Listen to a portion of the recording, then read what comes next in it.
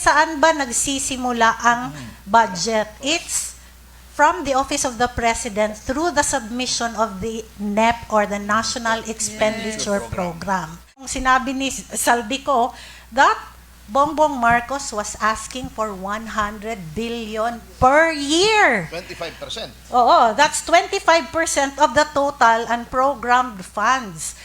Ang tanong mo dyan, sa'yo na nga nanggaling yung NEP, bakit ka pa manghihingi ng unprogrammed funds? Di ba? You are the programmer of the whole, of the whole budget and the whole fiscal authority of the government.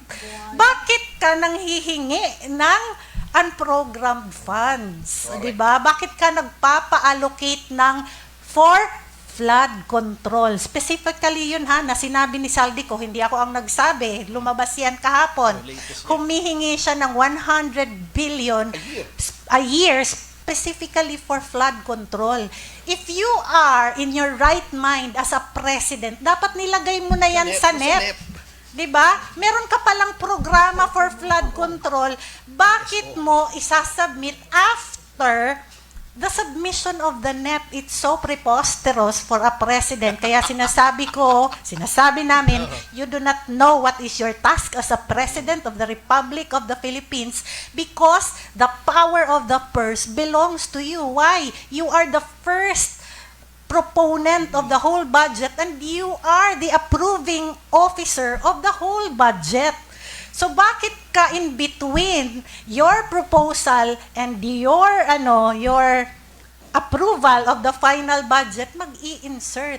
Because dito sa insertion nangyayari ang padrino system. Lalakad ngayon yung mga nagpapadrino, speaker, pwede bang dagdagan nyo kami? Kasi ganito, ganyan-ganyan. Oo. And yung kuntsabahan, alam nyo, this is the first time, sabi ko sa inyo, 20 years na ako sa gobyerno, started with the Senate. Never have I seen such pamamalakad of the GAA preparation, the GAA In fact, meron pang naninote, and I am very happy Supreme Court did this, kahapon. Sinabpina nila ngayon yung SARO. SARO is the Special Allotment Release Order. Kasi ito yung final kanino ba napunta talaga yung pera? Like the unprogrammed funds, kanino nila ibinigay, and you will see it in the SARO. So, hail to the Supreme Court! You truly are the guardians of the Filipino people for sending a subpoena.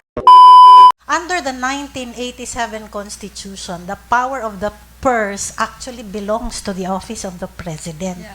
Kasi saan ba nagsisimula ang budget? It's from the Office of the President through the submission of the NEP or the National Expenditure Program.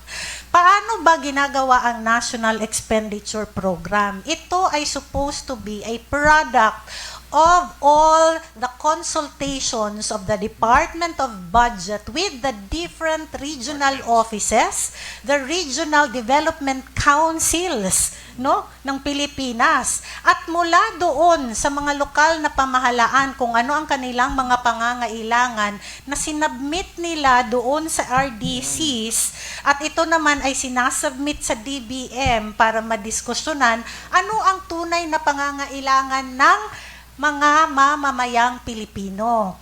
In my 2 decades of experience in government, almost 15 years akong staff ng Senado before I joined the Executive Department. At ang unang assignment ko kay Tatay Digong was Assistant Secretary of the Presidential Legislative Liaison Office.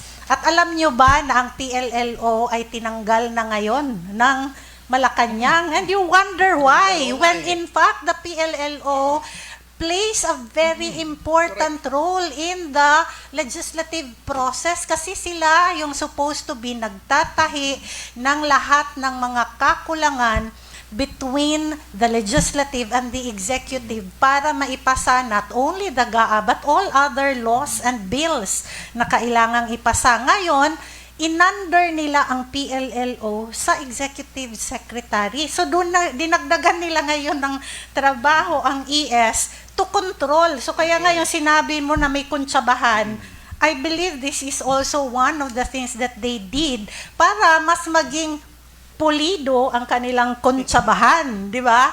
So from the NEP, ito ngayon ay sinasubmit preferably during the SONA. Si Tatay Digong ginawa niya yan dati. Hindi siya pumaltos na sinasubmit niya during the SONA yung NEP. Sa panahon ni President Marcos, there's a time na hindi sinabay sa NEP sa SONA ang pag-submit. Ngayon, after that, sinabi ni Attorney Topacio kanina, nagkakaroon ng discussion first in the House of Representatives. Kasi sila yung mauuna bago yung Senado. Oo, basta sa appropriations. Dinidiscuss. Tinatawag ngayon ang lahat ng mga sekretaryo ng different departments para depensahan ang budget. Kung titingnan nyo yung difference between the unprogrammed funds ng panahon ni Marcos, magkano yung naidagdag na nilagay nila sa program funds? 449 billion pesos. At masingit ko na lang yung sinabi ni Saldico that Bongbong Marcos was asking for 100 billion per year. 25%. Oo, that's 25% of the total unprogrammed funds. Ang tanong mo dyan, sa'yo na nga nanggaling yung NEP, bakit ka pa manghihingi ng unprogrammed funds? Di ba? You are the programmer of the whole, of the whole budget and the whole fiscal authority of the government. Bakit ka nanghihingi ng unprogrammed funds? Di ba? Bakit ka nagpapa-allocate for flood control? Specifically yun na sinabi ni Saldico, hindi ako ang nagsabi, lumabas yan kahapon. Humihingi siya ng 100 billion a year specifically for flood control. If you are in your right mind as a president, dapat nilagay mo na yan sa NEP.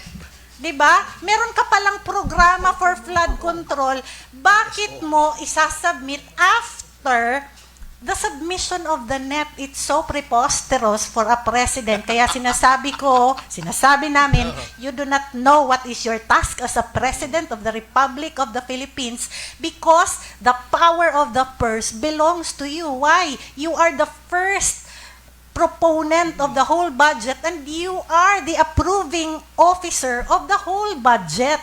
So bakit ka in between your proposal and your approval of the final budget mag-i-insert? Because dito sa insertion nangyayari ang padrino system.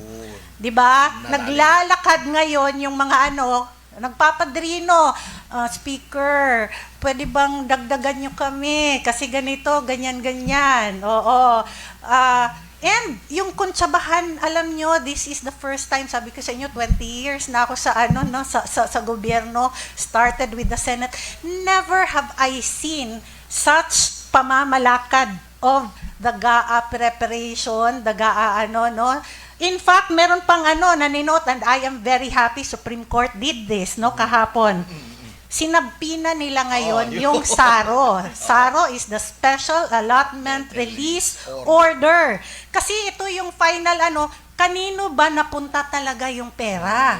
Like the unprogrammed funds, kanino nila ibinigay, and you will see it in the SARO. So, hail to the Supreme Court! You truly are the guardians of the Filipino people for sending a subpoena para sa submission of the SARO. Another thing na ginawa nila ng kongresong ito under the administration of Marcos is the creation of the small committees after the BICAM, which has never been done in the history of the Philippines. And yes, di ba, attorney, it does not have a legal basis. And ang sabi sa atin ng ating mga kaibigan, in the small committee sessions, laging present si Secretary Pangandaman.